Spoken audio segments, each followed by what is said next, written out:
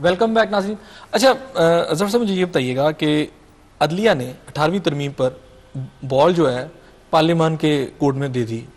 کیا آپ سمجھتے ہیں کہ عدلیہ نے پھر سرنڈر کر لیا ہے, پارلیمنٹ کو بالادست سمجھ لیا؟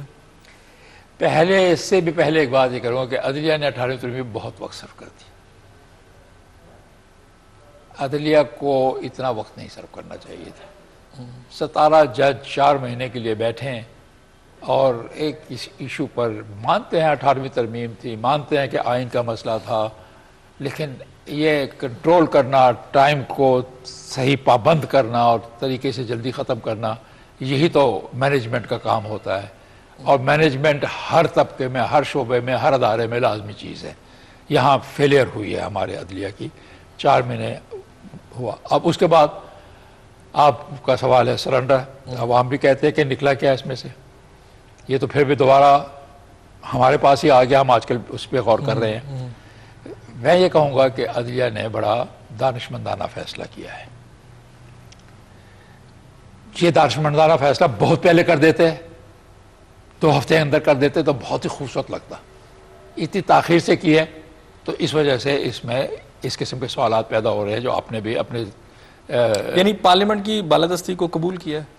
پارلیمنٹ کو ابھی اس میں یہ میں کہوں گا کہ انہوں نے چونکہ انٹرم آرڈر کر کے کیا ہے تو انہوں نے واضح کیا کہ ابھی ہم نے بالادستی کو تسلیم نہیں کیا ہے.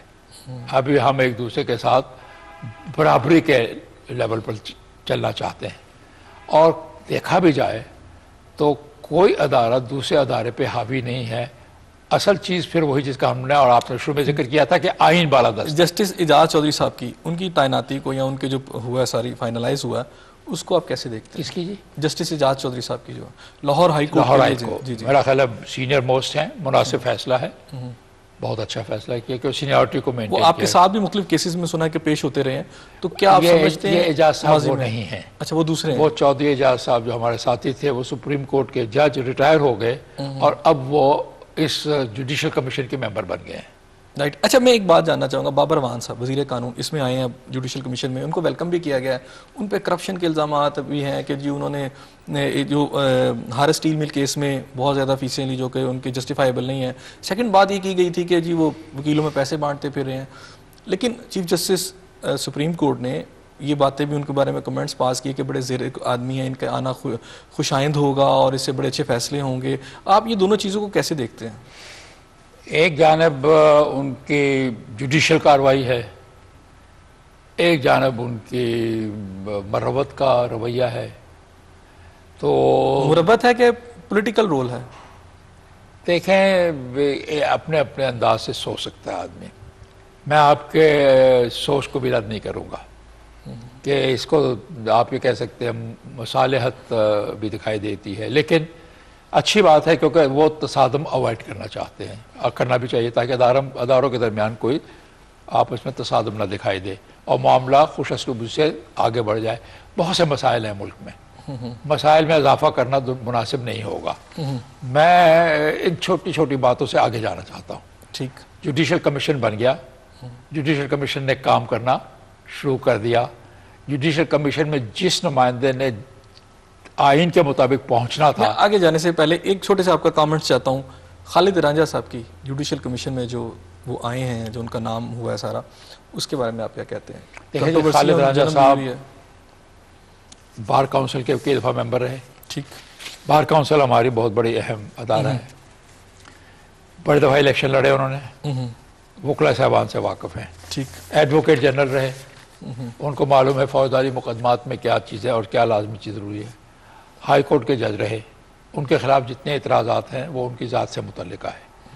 ہمیں دیکھنا یہ ہے کہ جوڈیشل کمیشن میں کیا کوئی ایسا نمائندہ موجود ہے جو آنے والے وکلا کی کہ صلاحیتوں کو پہچان سکتا ہے کہ وہ جج بننے کے قابل ہیں کہ نہیں, وہ جانتے ہیں ان کو, ان سے واقف ہیں. مثال کے طور پر آپ بہت ہی قابل, بہت ہی اچھے آدمی کو جو وکیلوں کے درمیان رہا ہی نہ ہو, جو عدالتوں میں پیش ہی نہ ہوتا ہو, جس کو وکلا جنہوں نے جج بننا ہے ان کی بیک گراؤنڈ کا بھی پتہ نہ ہو, ان کو بٹھا دیجیے جوڈیشل کمیشن میں, کیا کر لیں گے؟ تو خالد رانجھا جیسی شخصیت اس کے برعکس بہت کچھ جانیں گے, ان کے متعلق کچھ کہہ سکیں گے. تو ان کی جو ذاتی کمزوریاں یا ان کے متعلق جو کہا جا رہا ہے وہ ایک طرف رکھیں، اس منصب کے لحاظ سے دیکھیں کہ ان میں وہ تمام رائٹ جی، آپ سمجھنے درست ہے. تھوڑا سا میں موضوع چینج کر کے، آپ ہیومن رائٹس کے بھی بہت زیادہ آپ نے اس میں رول پلے کیا. مجھے یہ بتائیں مسنگ پرسن کے کیسز کو کہاں دیکھتے ہیں آپ؟ مسنگ پرسن کے کیسز کو آپ کو دیکھنے کے لیے مجھے آپ کو لے جانا پڑے گا گوانتانامو بے. جی، اس حکومت میں جس میں یہ مسنگ پرسن ہوئے، بیشتر سے زیادہ لوگ ہوئے، میں پرویز مشرف صاحب کی بات کروں گا. آپ مین لوگوں میں رہے، قریب رہے، آپ وزیر قانون بھی رہے. یہ میں جاننا چاہوں گا، آپ اس وقت حکومت کے لوگوں کے قریب تھے، کاف لیگ میں آج آپ ہیں، لیکن اس وقت مشرف صاحب کے بھی آپ قریب تھے، کاف لیگ بھی قریب تھی. تو ایک طرف تو آپ ہیومن رائٹس کی بات کرتے ہیں، دوسری طرف جس حکومت نے ان لوگوں کو غائب کروایا اس میں بھی آپ کا ایک اچھا انفلوئنس تھا.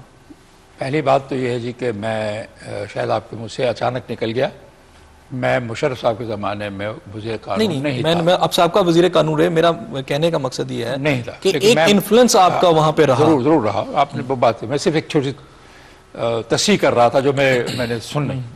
اس زمانے میں نے کوئی وزارت میں نہیں شمولیت کی. مسلم لیگ کا حصہ تھا، مسلم لیگ کا حصہ ہوں، مسلم لیگ کا سینیٹر تھا، مسلم لیگ کا سینیٹر ہوں.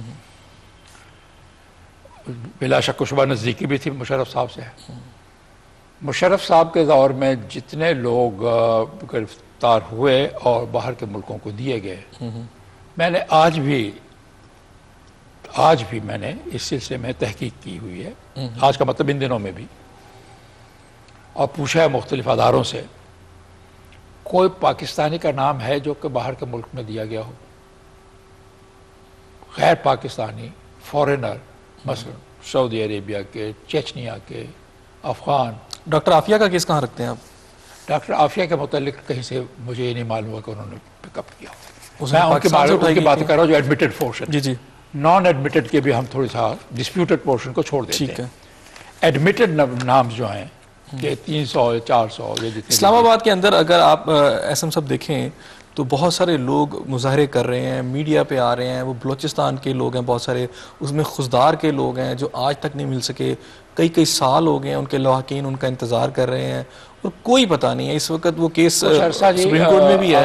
کچھ عرصہ میں آپ یہ کیسے کہہ سکتے ہیں کہ پاکستانی میں سے نہیں ہوئے جبکہ ان کے لواحقین بھی یہاں موجود ہیں؟ جو بھیجے گئے والی بات میں نے جی جی آپ نے کہا تھا جو کچھ باہر بھیجے گئے ان میں پاکستانی مجھے نہیں کوئی ابھی تک کی تحقیق میری بتایا، میں غلط ہوں گا ٹھیک ہے. لیکن بتاتی یہ ہے کہ باہر جو دیے گئے ہیں امریکہ کو یا باہر گئے ہیں ان میں پاکستانی کا کوئی مجھے ریکارڈ نہیں مل سکا. جو یہاں مسنگ ہو رہے ہیں، جی جی ایک وقت میں میرے پاس ہیومن رائٹ کی کمیٹی سینٹ کی کا میں چیئرمین تھا.